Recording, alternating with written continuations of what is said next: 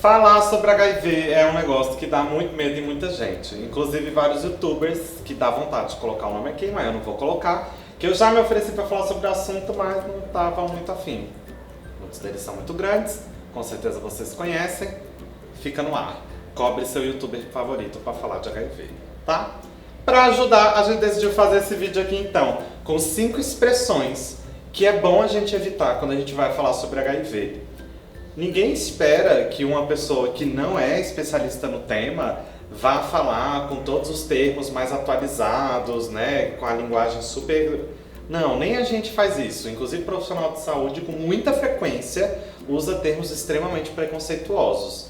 A linguagem muda o tempo todo dia, toda hora, né? Ainda mais hoje com a internet, de uma noite para o dia sai um meme novo que muda a forma como a gente usa uma expressão. E isso é muito rápido. Então, ok, você não precisa estar 100% atualizado, mas existem algumas coisas que, assim, se você não está atualizado, não é um atraso de algumas noites ou alguns meses, é de algumas décadas. E aí vale a pena a gente pensar sobre isso, ok? Tem mais amigos que podem falar sobre HIV, que tem esse medinho, conhece? Já compartilha. Fala assim, bicho, ó, assiste esse vídeo aqui pra gente poder conversar sobre esse assunto mais bem informados, com uma linguagem mais afinadinha e menos repleta de preconceito. Ah, que bacana! Tem aquele professor que te dá uma intimidade e que você acha que podia falar sobre isso com os alunos, fala, professor, vê isso aqui, ó, não quer dar uma discussão dessa lá na sala não? Vamos conversar. Não precisa... Eu achei o máximo, teve uma professora de redação que veio falar comigo, que fez um trabalho com os alunos em que o tema da redação era HIV. Ela estava 100% dentro da matéria dela, velho. Maravilhosa, fantástica. O Marcelo Roncati, professor de design lá na EBAC, o trabalho era fazer um pôster, e aí ele falou, o tema do pôster vai ser HIV. E a gente trabalhou durante umas 3, 4 semanas discutindo esse tema, a turma toda se engajou. Então assim, dá pra fazer, dá pra todo mundo falar sobre HIV sem medo. E tomar alguns cuidados pode ajudar a gente a fazer isso de uma forma mais tranquila, mais não violenta. Vamos lá então? Primeira expressão, de longe, assim, é a que a gente precisa abandonar para ontem. Grupo de risco. Não dá mais, velho, não dá mesmo.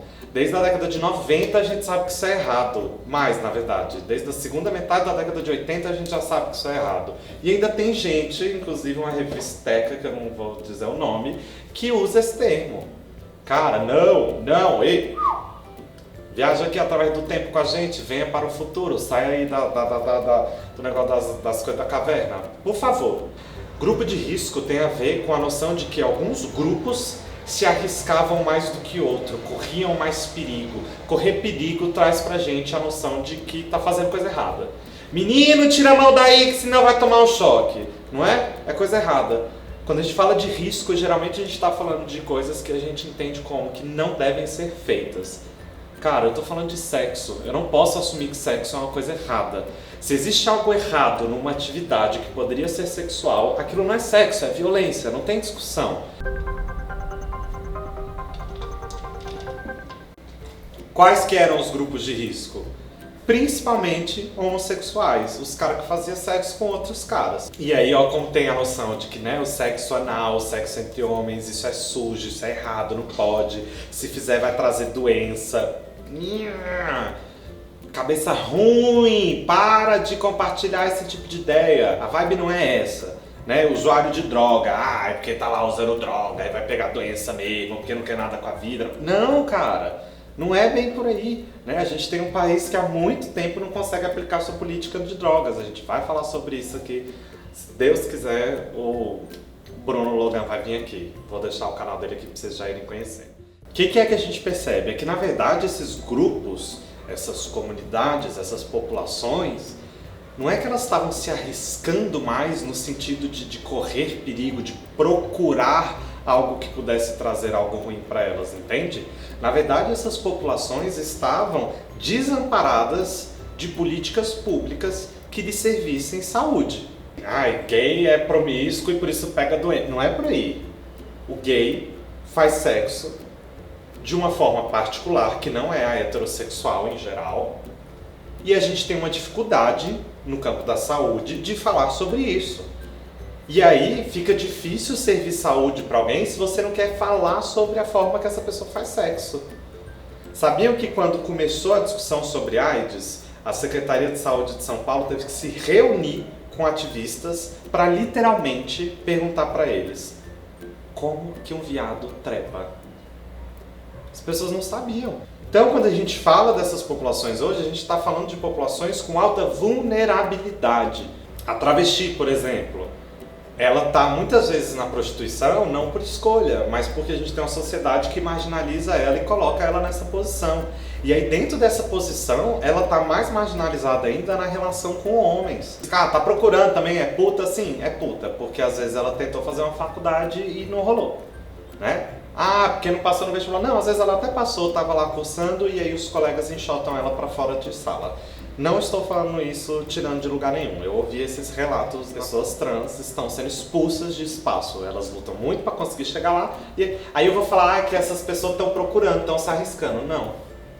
E aí a chave da epidemia está justamente em a gente conseguir atender essas pessoas que até agora estão desamparadas. Por isso que a gente tem o termo população-chave. Como é que essa pessoa se serve da cidade? Que espaço ela ocupa na cidade? Que espaço ela ocupa na sociedade? Como é que é a relação dela com o emprego, com moradia? Tudo isso são vulnerabilidades e aí a chave, então, de responder à epidemia está em resolver essas vulnerabilidades. Olha que mudança de perspectiva boa. A gente para de dizer que as pessoas devem ser condenadas pelo que elas fazem e a gente começa a reconhecer que existe uma série de vulnerabilidades que nós, enquanto sociedade, não só enquanto Estado, tá, não estamos atendendo. Outra perspectiva, muito mais interessante e que leva a gente a muitos mais lugares. Porque se você vai ficar só condenando, apontando o dedo, essa discussão não vai a lugar nenhum. Se você determina que algo está errado e não está aberto a reconsiderar isso, então não tem muito o que discutir. Você fica com o teu preconceito, eu fico com a minha informação. Beijo no ombro. Ai, queria tanto trazer a Valesca aqui um dia. Merda que você falou.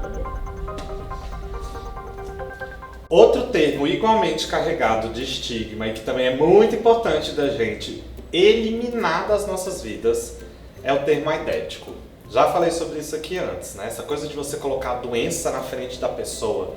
Ah, é aidético. Não, é uma pessoa que, ok, tá doente de AIDS, mas é uma pessoa. E também saber a diferença, que talvez ela não esteja doente de AIDS, ela esteja vivendo com HIV, mas ela não tem AIDS. Olha como a linguagem não é só besteira, né? Para usar a linguagem adequadamente, da maneira mais acertada, você precisa ter um conjunto de conhecimento que baseia a tua linguagem. Se você sabe a diferença entre HIV e AIDS, e se você não sabe, tem um vídeo aqui para você aprender, mas se você sabe, você então consegue entender que aidético talvez não seja a palavra para definir uma pessoa se ela não tem AIDS. Né? Você não precisa nem chegar lá no lugar do estigma. Você pode até não entender que aidético estigmatiza porque você está colocando a doença na frente da pessoa, mas você entende que, cara, ela não tem AIDS, por que eu estou me referindo a ela então como se ela tivesse? E aí isso já abala um pouquinho a forma como a gente se comunica, ok? Sabendo a diferença, a gente então consegue dar o foco na pessoa também. Se preferir, se comunicar com menos estigma. É a pessoa que vive com HIV, é a pessoa que está doente de AIDS. Ah, mas fala diabético do mesmo jeito. Para então, não é legal. Não é. Ah, fala tísico, fala sifilítico. Nenhuma dessas palavras é bacana. Pode jogar mais palavras aí nos comentários. Nenhuma delas é bacana. Quando a gente tira a pessoa do status de pessoa, algo estranho está acontecendo aí. Quando a gente começa a reduzir pessoas a adjetivos, algo estranho está acontecendo aí. Não para menos, nessa sociedade bizarra, a gente está achando tão importante se adjetivar. Porque ser humano não é o suficiente aqui. Mas então vamos ser uma pessoa que vive com HIV. Vamos se adjetivar sem perder a identidade de ser humano. Olha que bonito, olha que meio campo necessário nesse momento. O que eu queria dizer, sou apenas humano, mas não tá dando, vocês não dão sossego. Vocês não são vocês, Granolzinho, são vocês, pessoas que caíram aqui de paraquedas sem querer e talvez tenham um pouquinho de resistência com o que eu tô falando. Ou talvez seja ninguém, porque aqui é um lugar de muito amor que não tem hater, vamos manter assim.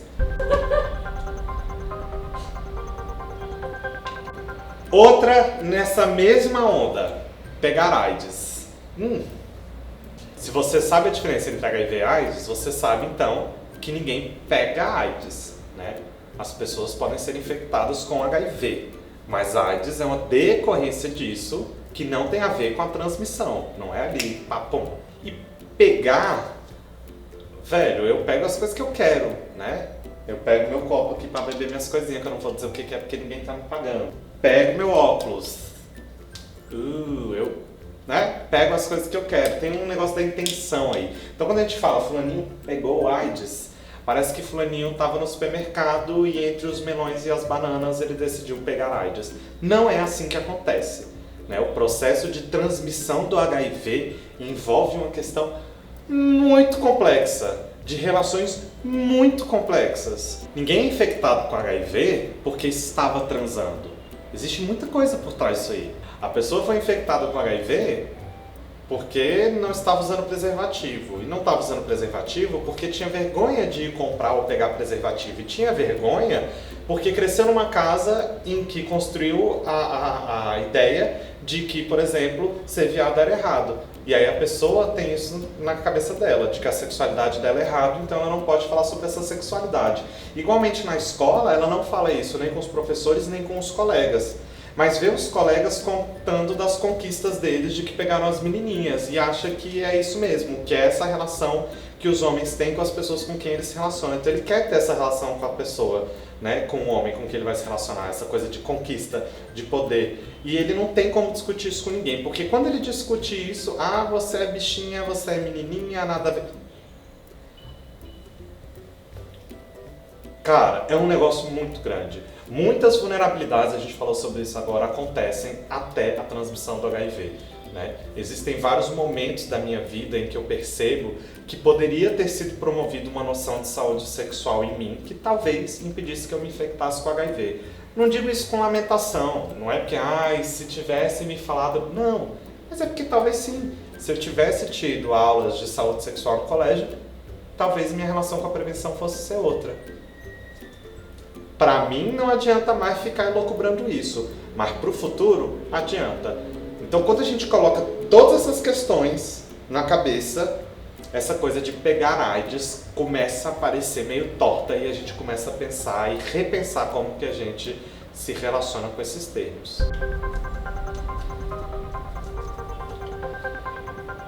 Estamos em que número? 4. Esse é bem interessante. Porque, de novo, já vi muita gente achando que isso é frescura. Coquetel.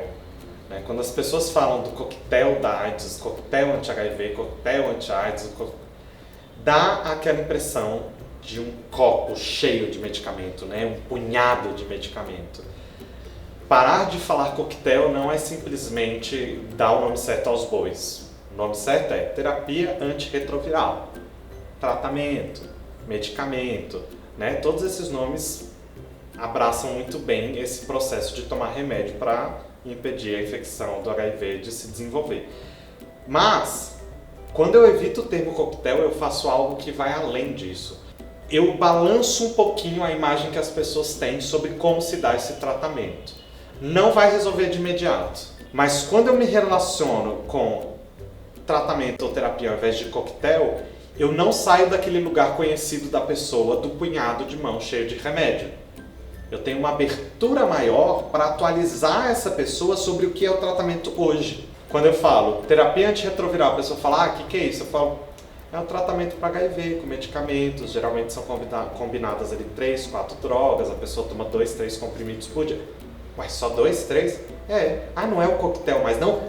Não é. Entende? Você usa a linguagem contra ela. Maravilhoso.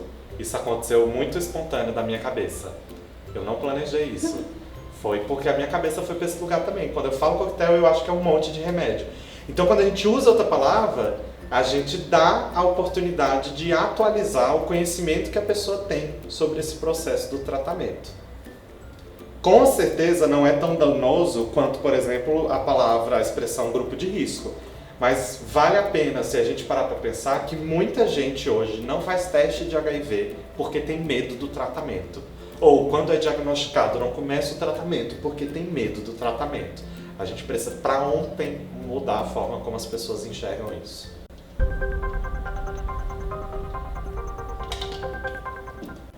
A última, número 5, na verdade é um conjunto de expressões. E ela é a mais difícil de todas. Talvez ao longo desse vídeo eu inclusive tenha usado expressões que eu vou dizer agora quais são para falar sobre o HIV, porque é muito difícil a gente se livrar disso. É o hábito de militarizar a discussão sobre HIV, de militarizar o processo de infecção, o processo de resposta imunológica e levar tudo isso para esse tom de guerra. Então a gente fala, por exemplo, as células de defesa do corpo estão sendo atacadas por invasores. Você precisa se proteger no sexo, se proteger do outro. A gente precisa lutar contra a epidemia. Tudo tem a ver com briga, tem a ver com violência e começa a então criar um imaginário coletivo que é de um inimigo. O vírus eu não vejo. Então o inimigo que está sendo criado quando a gente usa essa militarização na linguagem não é o HIV em si, mas é a pessoa que vive com HIV, que é a representação que eu tenho a olho nu dessa epidemia. Eu começo a vilanizar, a antagonizar a pessoa que vive com HIV e entender que eu preciso me proteger dela, me defender dela. Por isso que tanta gente fala, quem que te passou? Eu estou procurando um culpado ainda. Essa linguagem ajuda a gente a afirmar que esse culpado existe, né? Que essa pessoa cruel transmitindo por aí. É muito difícil, porque é muito comum, independente de estar dentro do HIV, né, a gente falar do sistema de defesa do corpo, e que tem um agente invasor que está atacando as nossas células. É muito comum a gente falar isso mesmo antes, aliás, não sei se antes do HIV, mas pelo menos eu, antes de ter consciência do HIV, já aprendi assim na escola, né? Então, assim, o professor de biologia muitas vezes nem está falando de HIV, mas usa essa analogia. Os glóbulos brancos são os soldados do corpo, né? Aí tem uma célula que é o general, tem a outra que é uma analogia que ajuda muito, sim, a gente a entender, mas que, no caso da epidemia de AIDS, foi usado dessa maneira, para criar esse vilão em comum. Isso é tão sério, pra vocês perceberem como que eu tô falando não é pouca coisa. Existe uma propaganda, não sei se ela é canadense, se ela é francesa, não sei de onde que é, mas que são pessoas transando com animais peçonhentos. Do tipo, conheça quem você leva pra cama, você pode estar levando veneno pra cama, né, o perigo. Olha aí como essa linguagem de fato ajuda a permitir uma situação dessa, né, de você enxergar a pessoa que vive com HIV como uma tarântula, como um escorpião. Não é uma analogia boa, né? Então evitar esses verbetes aí militares ajudam a gente a repensar a nossa relação com a epidemia. Eu procuro então sempre responder, né? Ao invés de falar assim, a gente precisa lutar contra o HIV, eu falo, a gente precisa responder à epidemia de HIV/AIDS quando estou explicando a infecção. Eu sempre falo, né, o sistema imune, que é o sistema que tem células que vão responder caso haja algum agente estranho ali dentro. Começo a procurar formas de falar sobre isso sem cair nesse lugar bélico. Não é fácil, eu acho que de todas que a gente falou hoje, essa é a mais difícil de se fazer porque tem a ver com uma biblioteca de imagens, né? Não é só uma questão de uma palavra ou expressão, mas de uma imagem que a gente tem sobre como é feita a prevenção. É na guerra. Eu não gosto. Eu não gosto nem de ser chamado de militante, eu sempre falo, eu sou ativista. Né? Não tem nada de militar no que eu faço. Tem gente que vai dizer, não, a gente está vivendo uma guerra sim, tem que ser briga. Eu não estou nessa, estou em outro lugar. Tá tudo bem, são duas formas diferentes de fazer a mesma coisa. De todas essas, eu acho que a gente tem um grau aí, né? As duas primeiras a gente precisa eliminar para ontem. A terceira e a quarta é legal da gente ir ajustando, mas eu não acho que elas provoquem tanto dano. E a última, eu acho que é um dano que já está tão entremeado que é muito ilusório a gente achar que vai conseguir resolver isso. Mas, dentro das nossas relações, na nossa comunicação, a gente pode cuidar disso. E eu acho que vale a pena, né? Cuidar do nosso espaço, da nossa esfera. Se você acha que vale a pena também, compartilhe esse vídeo com outros colegas. Às vezes lá no começo você falou, não sei se eu vou compartilhar. Não, então agora se você achou que vale a pena, compartilha. Não achou que vale a pena? Vários outros vídeos para assistir até achar algum que vale a pena e compartilhar. Tá bom? Vamos junto? Quer entender mais então sobre esse negócio para poder falar de HIV de um jeito bacana? Se inscreve aqui no canal, tem um sininho de Notre Dame ali embaixo, você clica nele, você vai receber as notificações falando assim, Gabriel, tem coisa nova para dizer. Aí você vai ficar bem atento nesse papo. Olha só, você levando informação para todo mundo que você conhece. Maravilhoso.